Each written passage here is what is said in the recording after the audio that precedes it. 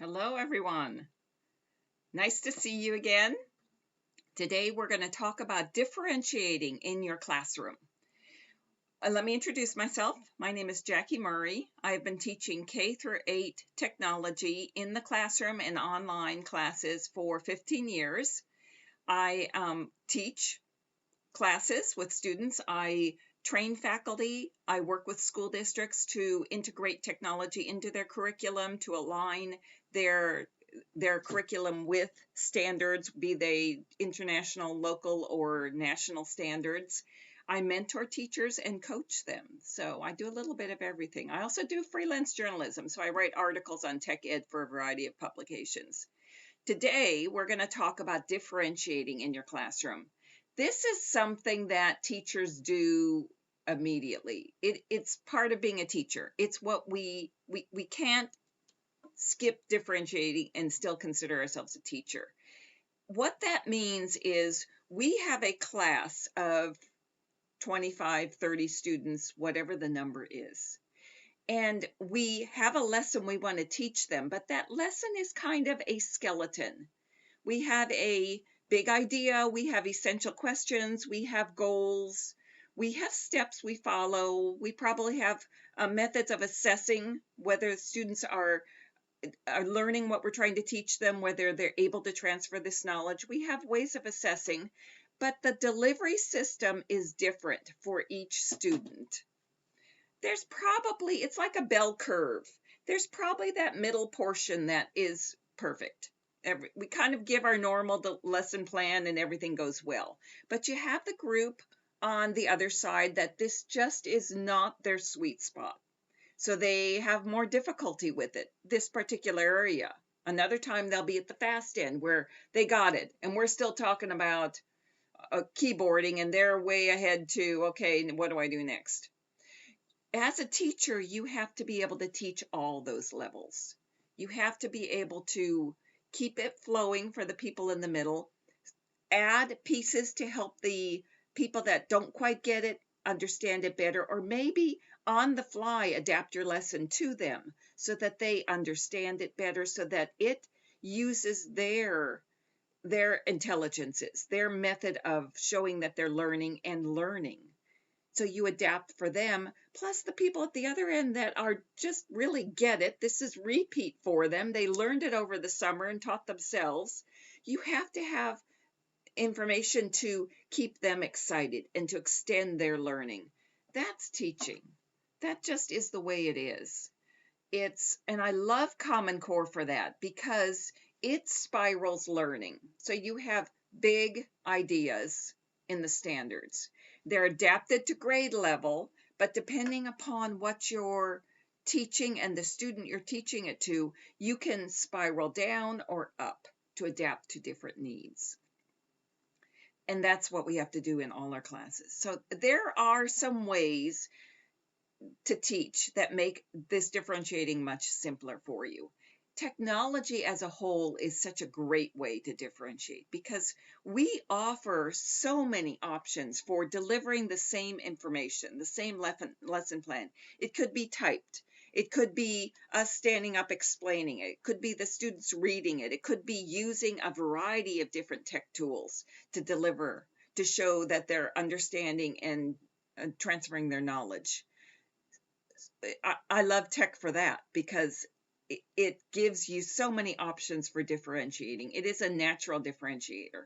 So as teachers in the classroom get used to technology, they're going to realize this, that in this way, among other ways, technology is a huge friend to what they're trying to accomplish in the classroom. So we'll just cover some of them today, an overview of them. Now, I'll back up a little and say there are 3 parts to every lesson. So you differentiate right here because you have these 3 parts, but if one part goes faster or slower than the other, you have wiggle room to shorten a different part or skip it entirely. So the first part is kind of a warm-up. You might have the students making a short presentation, using their speaking and listening skills, using some research skills, and presenting their knowledge in an area. transferring their knowledge with an evidence board saying, okay, this is how I used what I learned last week. That's a beginning, a startup. You might have them keyboarding, getting ready for some of the demands that are placed on them by 4th grade with keyboarding. So that might be your warm-up. 10 or 15 minutes they're warming up while you're getting ready for the meat of the class. That's your next part of the class. It's the big part. That's going to be 20 or 30 minutes. And that's absolutely can be shortened or even lengthened, depending upon what you need. But if you find out that as you're going through your lesson plan, there's a part in there that really grabbed the student attention and you can't move smoothly into the next part of that big central portion, you don't. You just spend your time there and make a note so you cover the rest later. The third part at the end is what you have for students who do finish it early for whatever reason. Maybe you've adapted to their learning style and shortened the lesson for them. Maybe they just got it really quick and they're done, and then you provide them more information. So that third part is very fungible. Okay, and as you're teaching, there are 3 parts. Throughout all 3 of those 3 parts, there's 3 threads you're always talking about. And these can make your lesson take longer or shorter, depending upon how long they take. So vocabulary, every time you hit vocabulary words that students understand, we don't rush through them anymore. We don't put them on the list and say, okay, for homework, figure out what these words mean. That was a nice approach, but it didn't work real well because too often students didn't do that at home. So now we pause and we give students the tools for finding out what the vocabulary word means. Digital citizenship, every time you use the internet, you're going to pause and review their digital rights and responsibilities. The more you do that, the shorter amount of time it takes. But you have to do it because they have to know that this is the way you do it. You go to a street, you always look both ways. Eventually, students do it without you telling them. Your kids do it without being told. You go to a mall, you stay close to the person you went with until you're old enough not to. Eventually, the students just do that because they realize that's what we do. I go to a street, I look both ways. I don't go out of my neighborhood. They know the rules. So until they do, you're always talking about digital citizenship. And then the third part is the problem solving. When students run into a problem, part of your lesson in technology is problem solving. How do I solve that? Critical thinking. You, as teacher, don't jump in and take their mouse and fix it for them. You say, how have we done it in the past? What are some strategies you could use to solve that? Until that's the way they do it. So when you first start this at the beginning of the school year, we're halfway through the school year now, but at the beginning of the school year, as you're getting them used to solving their own problems, that's taking them a little while. So that might eat into your lesson. Okay, so past those 2 parts, 3 parts to the lesson and 3 threads you follow in each lesson, there are ways you can adapt the lesson to students. So let's just make a list and then I can make this available for you online afterwards. So differentiation in each class. Here are some options. I'm going to type it right here. This is something you always want to do. Use your tech tools so students see you using them all the time. Do this on the smart screen. So as you're talking, take notes right here so they can see. Our first way is graphic organizers. This means instead of asking them to write a report, have them use something visual. I have a whole bunch here, but let's just look at this one.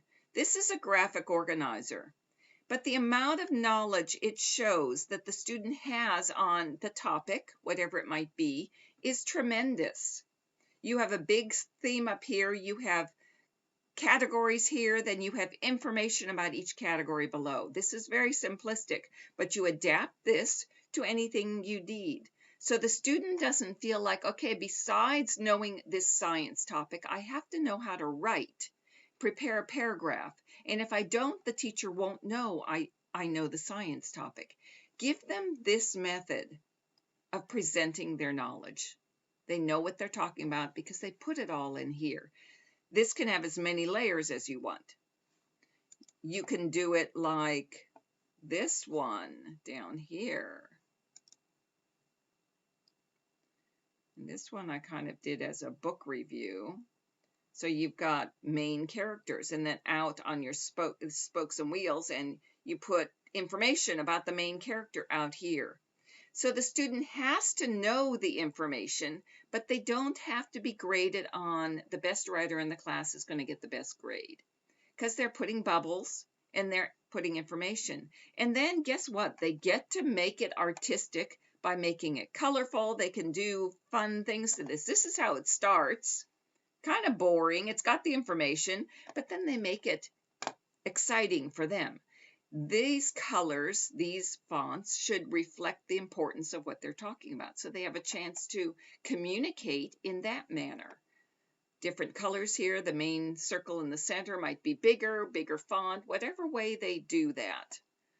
Okay, I have one more out here. And this is kind of the same spokes and wheels, but you can see it's fully fleshed out. So you know what the student knows about the rainforest, plus they've put a picture there. You look at this and you go, wow, that student really knows what they're talking about. And you've differentiated. They are visual learners. They're more colorful in the way they want to display things. So this worked better for them. So that's graphic organizers. The other part of that is infographics. Now, I don't recommend infographics until 5th or 6th grade because they are much more thorough and they take more time to set up. But boy, are they exciting. If you've seen infographics, and I know you have, you know how impressive they are with the color and the layout and the flow of information in them. So this is a great one to do after they've done the graphic organizers. Okay, so the next one I have here is something like trifolds.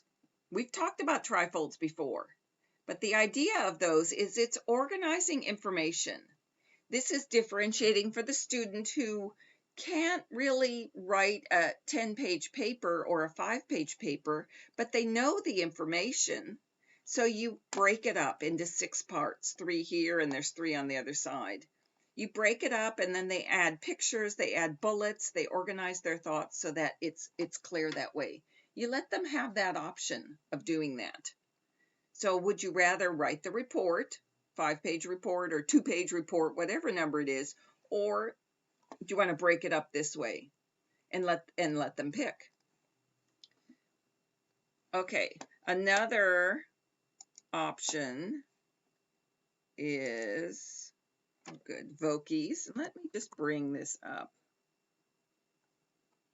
It's not going to let me bring it up. Good.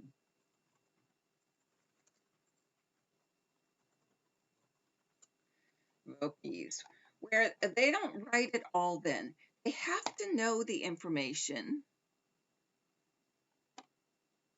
They have to know the information they're talking about. But then they program a Vokie to do the talking, something like this. And once you play it, let me find a sample Vokie. I used to have a sample on here. But you create your Vokie. Let's see if I've got any here. Since it's not, oh, it's still loading. But they have to know the information. Then they design an avatar like this one over here. And there we go. Now she's up. And it speaks what they know.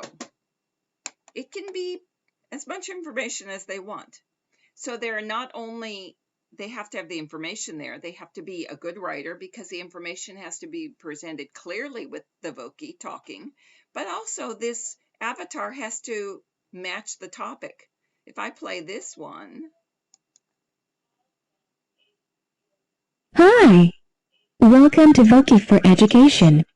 Voki is used by almost 2 million people to create and share custom speaking characters for school assignments, but also websites, blogs, and You can adapt the voice, everything about this, but you can see how effective it is. Who would not listen to that? They're talking about a book they read, or characters in a book, or the plot, or historic events. You can do it through this audio approach, and that's differentiating for students who don't feel like they're very good at laying out stuff, but they can create a speech and have their avatar speak it and present it that way. There's also one called Animoto, but anyone like where you create a video of what's going on. Animoto's a nice one because you take pictures, so the students have to show their research skills, and you take pictures, and then it creates the Animoto, and you can put video or audio overlays. Let's see if they have a sample here for us, how it works. This is kind of showing you stuff. Insert photos, videos, and you create a video that has all the information you're looking for. I don't see a sample here, but that's the idea. It's then a movie, that they're showing a movie of their events using photos, using their layout skills, their collection skills. Probably do this in a group, so they're going to use collaboration also. So using those types of things instead of writing the report. So you're differentiating for all their different interests and needs here. And a really good approach to this is to do a brainstorming first. And I'll bring one of those up. So the students, as a group, have them work in a group to decide what approach they're going to use to present the information they have, and then lay out what they need to talk about, and then make their choice. So this is a very nice visual layout of fairy tales, different fairy tales, and different information about each fairy tale. So the group knows exactly what they're going to discuss as they're doing it. Okay, so a couple ideas on differentiating for your class. So those are some ways to differentiate. So now we're going to put some ideas. I'll just call it ideas. I'm just going to bullet some ideas. So when I'm differentiating in my classroom, there's some reasons why I differentiate, or things I'm trying to accomplish when I'm differentiating.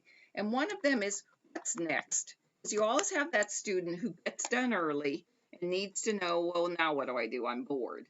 So you give them information, a place that they go. Once they're done, they go to this next spot. You have to be careful. You don't want it so exciting that the students rush through what they're doing to get to this next level. You don't want that to happen. But it's good information. You want it interesting enough that then they don't say, okay, instead of going there, I'm going to bug my neighbor and just work slower. So you walk that fine line, but I'll tell you, it's not that hard. So I have my internet start page, and I post links there. So when the students are done with whatever they're working on, let's see if it'll load for me. There we go. They know they can go to this internet start page, and I usually tell them which area they can go to today. So second graders, they might be able to go to anything here under bookmarks when they're done with their work. Raz Kids is always very popular. Brain Pop, they love that one. Moneyville, forever, they love that one. All year long and into third grade, they would pick Moneyville. Okay, so sometimes I say anything but Moneyville because they play it forever. So over here, you might say, go to a box of links, human body websites over here. So they go over here, and they know when I'm done with my project, I go over here. So no one's wasting any time. Everyone's comfortably doing their own work or moving on to the next thing of their choice. This, of course, isn't graded. They just work on it independently. Okay, so that is the what's next sort of stuff. The next information is visual. And that goes along with the graphic organizers we've talked about, or infographics. I also would take information from the students. Is there a way you would like to present this information rather than the way I'm showing you? They might have some ideas. Actually, I'll get to that in more detail a bit later. Add color as the next one. Whatever you're doing an Excel spreadsheet even, show them how to color the cells, how to change the fonts, how to add pictures to it. They like that. They like putting all that media together and communicating with all sorts of stuff. Plus, it helps make the important parts stand out. And that's what, of course, what you tell them. If you're going to add color or font sizes, do that to the pieces you want to stand out, because they will stand out once you change their colors and their font sizes and all that stuff. Add a picture, it draws the eye exactly there. But these are ways to, no one has to do that, but for the students who want to, this is a great way to adapt to their learning style, their communication style. So, and I do that in everything I'm in. I embrace it. I'm real happy to see them add color. Okay, next is use online tools. There are so many online tools. I can't keep up with them, to tell you the truth. But if you have used a tool, like I have a unit on Scratch in my classroom, and we use it for a literacy unit that goes along with their 5th grade class. So once they've learned Scratch, they really like it. So when we're on a unit on colonial America, they might want to use Scratch to do the summative project that I said, go on Google Docs or Word or whatever we're using, notes, and write a report on this. Well, can I use Scratch instead? Yes, yes. So let them use any number of online tools. This is where Voki and Animoto and all those also come up, where it appeals to their learning style. You want to show them as many of these tools as possible, not necessarily teach them all to them, but show them what's available, show them how they can teach themselves, because tools and toolbars match, and they have share and embed tools, and you look around the screen and you find out how to operate it and those types of things. And let them discover them. Minecraft. If you're doing a subject on colonial America and they want to show what a colonial house looks like, maybe they can do it in Minecraft. If they can, why not let them? So online tools, those are great. Okay, gamify any class you can. I have a big list of games. Let me see if I can bring it up for you. That just will pretty much gamify anything. I have it on my blog. Will pretty much gamify any subject you're in. And students will pretty much get wrapped up in any topic you're talking about if it's through games. That's what they like.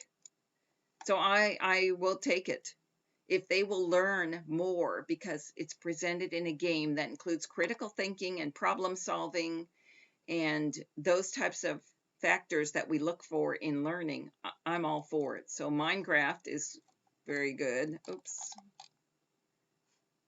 Oh, I don't have it there. I have it under simulations.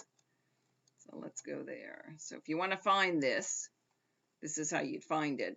And I'll make a note too. I never mind if I make a mistake in my class while I'm bringing up information, because the students learn from that. They see what I do when I make a mistake, which I don't throw my hands up and get frantic and start giggling or tugging at my hair. Oh, it's not there. I'll move on. I'll try something else. I remember where it is. So here's some great choices for simulations, depending upon your topic. And the ones I've picked here are all related to gamifying education. So they include critical thinking, problem solving, levels that they have to maybe collaborate with a neighbor to move through. They're not the typical reader rabbit sort. Those are fine, but they don't have a lot of meat. They have a game the students play to learn reading or math, but it's very one-sided. These are all almost like fiction stories that the students read, and participate in and learn the topic through them. Okay, so that's gamifying our class. So next, and that differentiates very well. If you have a class where students are a little harder to teach because they have too much energy, maybe they're your AP class, this is a great thing to do with them. Give them a list of games that are suited to education, and then have them teach themselves, play the game, and then teach each other. Okay, do-overs. I always let students redo work.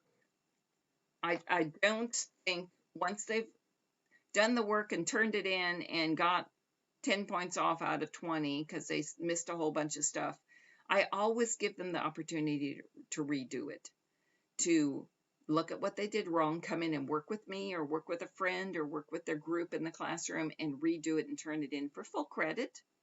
I don't take points off because that's the process. We're all learners. No one's perfect the first time, and I don't want to support that you have to be perfect the first time. I'm fine with it, but I want to support the people who were too nervous to show their best side the first time. So I'm big on do-overs. I call them mulligans. So I give everyone mulligans. There are some I can't, but I let them know mulligan rule in effect. You can have do-overs here. So let's see, and I think those are some really good options for differentiating in your class. I'd love to hear how you do it. It is a topic that is very difficult for teachers.